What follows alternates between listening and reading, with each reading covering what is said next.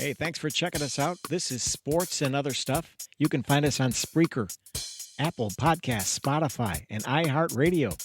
We have a new episode every week. We have more than 100 in the can, so check it out. Thanks for being a part of it. Just subscribe. Thanks a million.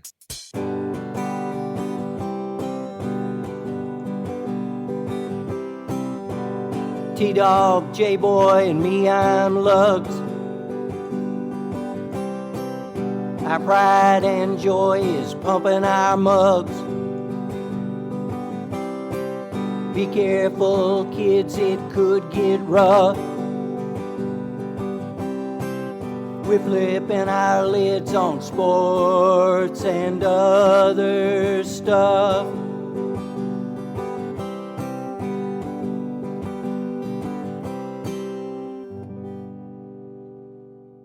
Welcome to Sport Weasel Central. I'm Lugs. I'm J-Boy. And I'm T-Dog. Yes, sir. We're back and better than ever. Sports and other stuff. How you guys doing? Great. Good to be here. The Broncos will now be part of those people you see in Walmart website. We'll explain later. Ryan Fitzpatrick is finally calling it quits. Maybe we'll see Aaron Rodgers working at Walmart too. We'll explain that too. But college football, we want to pick our favorite small school versus Goliath upset. So let's get started. Lugs, I know you're out on the Farm and Fleet hotline in the hinterland. Care to divulge your location, or is it a secret location? Oh, I'm at Sports Hot Spot. It's called Marshall, North Carolina. I'm out on the hilltop out here just looking at a storm that's getting ready to blow in. So, And are you there for the National Oceanic and Atmospheric Administration, or is that just a rumor? I believe that's a rumor, actually. I'm just here for the beer, that kind of a thing. Anyway, Yes. if we're going with favorite upsets, I got to go with the homeboys, Appalachian State, when they beat up on Michigan and ended Rich Rodriguez's career and shut up those really obnoxious Michigan fans for a while. So that was my favorite. That was 2007. Yes, App State beat Michigan 34-32. That was a game. How about you, T-Dog? I was going to say, this is all brought up because James Madison, a powerhouse at the FCS level, they have been elevated to the FBS level. And one of their big wins when they were still FBS was in 2010. They beat the Virginia Tech, who at the time was ranked number 13th. So it's a great day for small schools moving on up. And James Madison, I believe they won 2 titles in 99 and 2016 at the FCS level.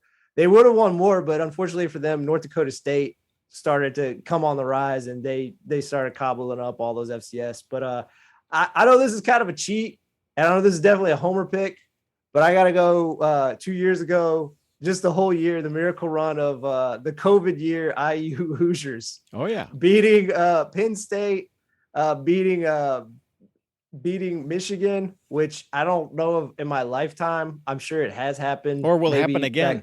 Or will ever happen again. I doubt it, but maybe. But it was just nice seeing a team come out of nowhere. They finished, I believe, in the top 15 that year, which is, again, crazy for me. So I'll just say that. But it started with the Penn State game, where I give a lot of credit to them. They went for it. And, they went for the 2-point conversion in overtime. They didn't want to settle for going back and forth. And did he get in? I don't know. I mean, it's one of those where they called it in. And if they didn't call it in, I could understand why they wouldn't have counted it. But it was a great moment. Was that Michael Penix? It was Michael Penix. Yes, I remember. So it was, like I said, I credit Tom Allen for going for it. He's like, we shouldn't even be in this spot. And that started the whole magical run of that season. So that's my pick. I'm picking, this is FBS versus FBS, so not small versus large, but in a economic setting, yes. The 2007 Fiesta Bowl, Boise State beat Oklahoma with some trickery. You remember they had like a hook and ladder play and all kinds of crazy stuff. And by the way, it was one of the earliest first games at the University of Phoenix Stadium in Arizona, and they beat Oklahoma 43-42. And no one expected that, not by a mile. And that was great to see because it took one of the blue bloods or alleged blue bloods down.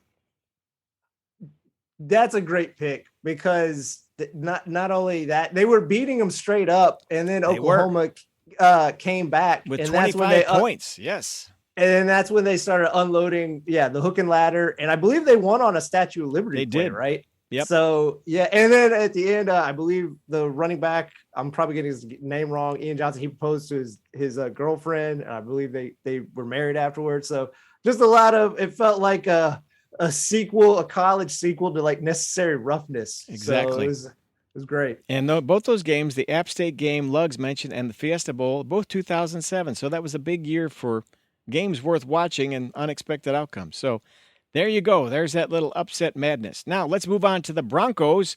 On our purchase by the descendants of Sam Walton, Lugs, T-Dog, explain this to me. Are we going to see Walmart Stadium? What's going to happen with the Broncos? Wow. But they're going to, leverage that for everything they can get out of it. But the Broncos are relevant now. So it's a good move, I think, because the NFL's just going to grow. So the Walmart brand can insinuate itself completely into that whole juggernaut. But good for them if they got the cash. I think, Peyton Manning, I think they should bring him in as some sort of talent coordinator or something, because he's a bright man. He could help them out in that area. He could also, honestly, help out, with the quarterbacks and all of that. He could start this year, couldn't he? Couldn't he suit up and sling a few? Oh, what are you talking about? They got Russell Wilson. Come on now. Oh, yeah, that's right. Sorry. Yeah. Yeah, they don't. They switched it up. Yeah, but I think the craziest thing is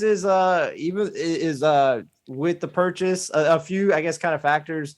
Man, you want to talk about how quickly the price of having a team goes up. The last team to be sold was Carolina Panthers. I believe it was 2.2 million. So it's already doubled. And 2.2 billion. Yeah, 2 billion. Thank you. 2.2 You and I could scrap up 2 million. Yeah, we could scrap that up. We run down here to First Federal Savings. I think they'd shoot us a little home equity loan or something, And I think at the time, David Tepper was one of the more the richest owners. Well, Walton comes in. He is the richest owner. Again, this 4.65 million. This is like him opening up his pocket and just like feeling, getting the lint out, and there's 4.65 million. The other crazy thing is, at the time when the Bolins purchased this team, it was the biggest. He bought it. The Pat Bolin bought it back in 1984 for $70 million. So just think about that. $70 million. And his family or his estate sold it for 4.65 million. So in 45 years, from 70 million to 4.6 billion. I'd say that's a pretty good ROI on your investment in the Broncos. So wow. And I'm like Larry. I feel bad for Peyton, because Peyton, he had been hanging around there for a while after his career, and he still is there. When they did their schedule, he was in the video released by the team with Russell Wilson. He's always been kind of there, and it just. Walton comes out of nowhere, swoops in, buys it. Hopefully they give Peyton something. I don't know, like a front office thing. I don't know if he even wants to care. I think he wants to be. And where does this put John Elway? Where does he stand in the hierarchy of the Broncos anymore? Does anybody know? I think currently he was already kind of being phased out. That's what I thought. Because Pat Bolin, obviously, and I think the family really loved him, but they knew the writing was on the wall for a while now. So I think he's been phased out. The craziest thing is too, this is the second person of the Walton lineage that have a team. Think about this. There's 32 teams. I believe Stan Kroenke, the owner of the Rams, his wife is a part of that family. So that's what, so 2 out of the 32. So, that just shows you when a family has way too much money. And I think the Walton Empire also owned an NHL team, if I'm not mistaken, at one point or time, and they got rid of it. But I'm not sure about that. But, okay, question, Lugs, for you. When you go into whatever the new stadium, I think it's called something at Mile High, but maybe it'll be, Walmart. Will they have those little 50-cent pecan pies, you think, at the concession stand? You know, you can get the blueberry, the cherry, the apple, the pecan. Do you think they'll have those things? That and tube socks. I'm sure you can get your, whatever, Tube socks. Bronco-colored tube socks. And that brand of clothing, I think it's called George, right? Isn't it the men's brand clothing? I've been to Walmart. Will that change to like, they'll call it Peyton or they'll call it Russ? Russ clothes. Who knows? I'm telling you, they will Leverage? market. Oh, yeah. Because those pecan pies will now be like $8 instead of 50 cents like they are at the store. That's the problem there. So, but they might have cheap gas outside the stadium. All right, anyway. But I think it's kind of exciting. We'll see what that does. And, Denver's got to be fired up. The city, the people. I mean, you got real ownership with all deep pockets. And, Jerry Jones, by the way, thanks for your participation, but you're not the richest owner anymore. What happened? No, yeah. Left in the dust. So okay, other NFL news. Lugs, your favorite player. He's hanging up the cleats, man. Fitz. I know. I was sad to see it, but I'm telling you, he walks away, and he walks away healthy, both in body and in bank account, because the man made some money as a backup and as a starter. So, I will miss the beard, but happy trails to him. He was always entertaining. Anytime he was put into a game, I always figured, you know what, he's going to bring this off. I just always enjoyed seeing that man play. Yeah, he had such a great career for a backup / journeyman starter, in that a lot of times when you think of backups, they're just in there not to screw up. They're just supposed to play the game how the coaches want it.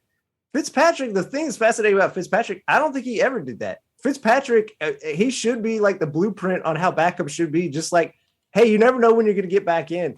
Always go for the jugular. Like, you might throw like 5 picks. You might throw 4 touchdowns. Like, just keep going for the jugular. If you hit those highs, someone will pay you out, It's just don't be afraid to never know.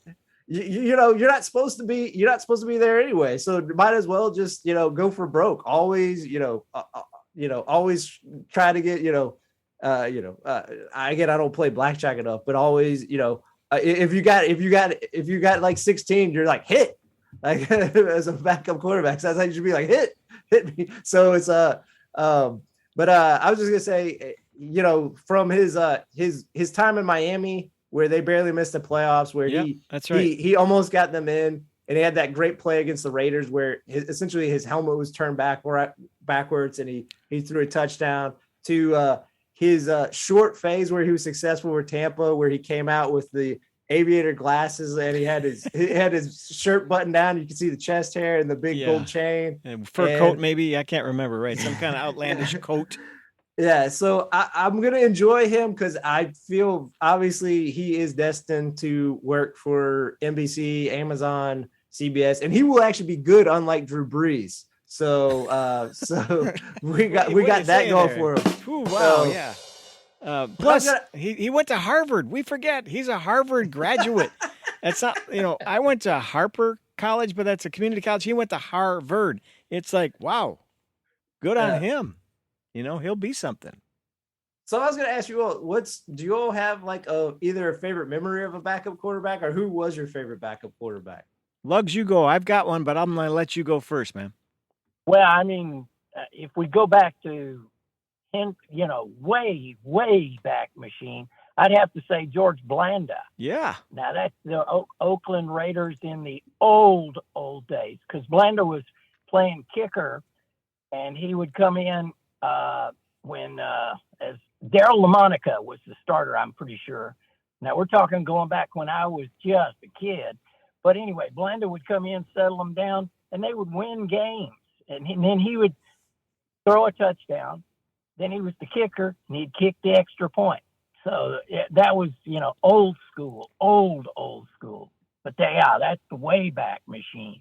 And back then, if I'm not mistaken, Blanda held the NFL career scoring record because of his kicking prowess for a long time, until some whippersnapper came like Yepremian or somebody came up and upset him. But he was the points leader for more than a decade, if I'm not Not mistaken. How about you, T-Dog? I'll say I have two ones of honorable mention. When I was a little kid, I just remember when he was with KC, Steve